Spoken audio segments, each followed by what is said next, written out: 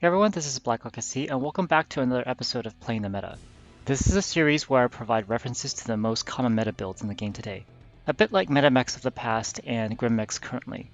I do want to build out this section of my channel a little more, so I've been adding a bunch of these lately. In this video, I'll be showing you the Laser Vomit Ebon Jaguar, which I consider to be the second best clan Laser Vomit mech after the Hellbringer, with the Hunchback 2CA being another strong contender for that spot. Somehow when I searched for the Laser Vomit Ebon Jaguar on YouTube, I didn't find a detailed explanation of how this mech plays, despite how popular it is. So I hope it helps you guys. Laser Vomit really showcases the strength of the Ebon Jaguar. The chassis is able to pack in so much weaponry and heatsinks for a 65-tonner, while its relatively good mounts limit exposure time, which mitigates the fragility of the chassis. You can do this build on any EBJ variant, but I chose the Hero variant for its C-Build bonus. When you're putting in the lasers, make sure to use the correct ordering to get the two LPLs high up. The first laser on the torso always goes slightly below cockpit level, and the rest of the lasers will go up into the ears. You do want your big lasers to have as much terrain clearance as possible, since you'll sometimes be using these to do ranged ridge peaks. Most of the time though, I prefer to peek corners instead of peeking hills, because enemies will see those ears before you can see them. Similarly, when you're getting back to cover, the ears are exposed for a while after you can no longer shoot back. The build runs very cool for laser vomit builds when you have it fully skilled out. In fact, the two LPLs are better than heat neutral, so when you eventually reach your heat cap, these two weapons can be fired indefinitely. The biggest weakness with any EBJ build is how big its CT is. It's very easy to hit and you can shoot it even from the side, so you have to avoid trading against heavies or assaults that are anticipating your shot. If you know they're looking your way and you guess that they have enough firepower to make it hurt, choose another angle. There's another version where you add an EML to the left arm for 6 total EMLs. But because you need additional exposure for only 6.5 points of damage, I don't think it's worth it. But it's up to you. For the skill tree, we're maxing out the heatgen and laser duration nodes in firepower, survivability, and cool run. If you want to run consumables, I take some nodes off of the survival tree because the way you play this mech avoids getting shot. So it's the least important tree overall. Okay, let's see this in match. Alright, here we are on Polar Highlands.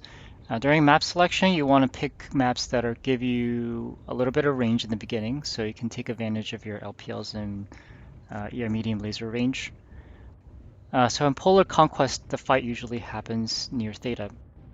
Enemy usually comes from the left side of where I am right now and go to Theta. So I'm going to look at... I don't know where the enemy is right now. I think they're concentrated over near Theta, but I'm not sure, and I have to take some precautions if the enemies are still gathering on the right side. And that was kind of the case. You can see that Warhammer 2C moving towards Theta, kind of towards our direction. So we do have to worry about that side. I do want to shoot over the Theta area, but we're gonna have to deal with those mechs on the right side.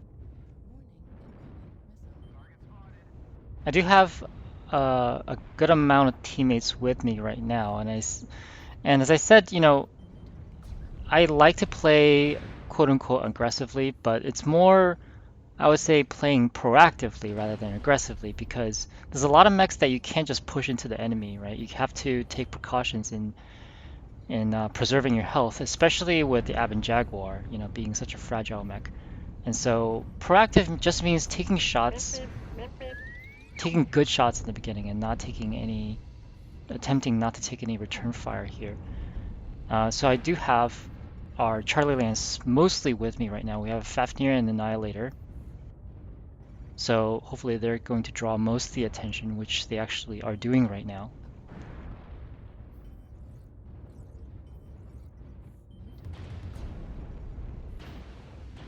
So the enemy team is mostly moving towards that right side now. They're looking over towards Theta, where a bunch of RMX are going to be. I said before, I prefer not to hill peek, but in this case I don't really have a choice because the closest corner peek opportunity is not very close. To move a little bit away to make a corner peek.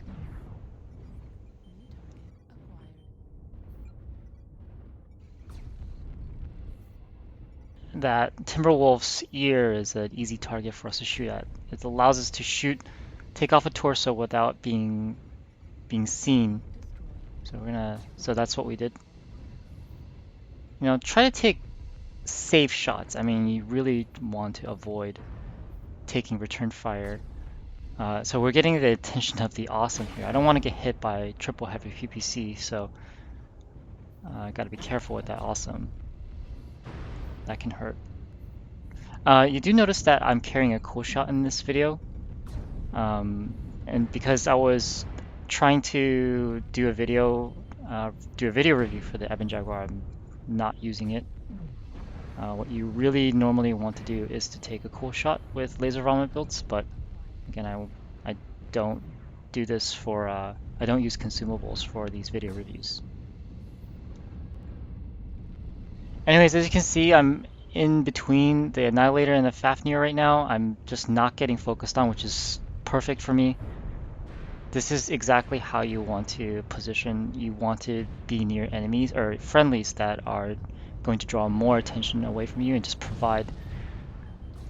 You want to tank a little bit, but not too much, right? You don't want to just hide and not take shots. You want to take shots, but at the same time, you don't want to draw attention. I think this Annie's doing a fantastic job just getting out in front and taking shots and taking damage.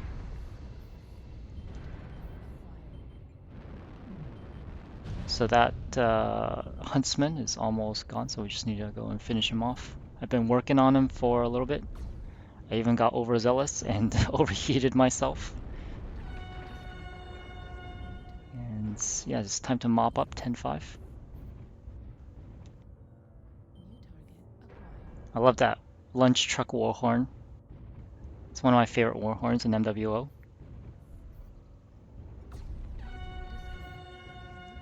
Stealing that kill on the Griffin. Just need to finish that commando and that's it. Got a huge cap lead too. Yeah, our team did just a fantastic job. Okay guys, I hope you enjoyed the video and I'll probably do a couple more MetaMechs in the near future and finish out that section. I do see a lot of YouTube videos with alternative builds, but meta is surprisingly uncommon, so let me know if you guys think these are useful. I also look at the most underused mechs in the game in my Underdog Mech series, which I will link below. Subscribe if you like this, and I'll see you next time.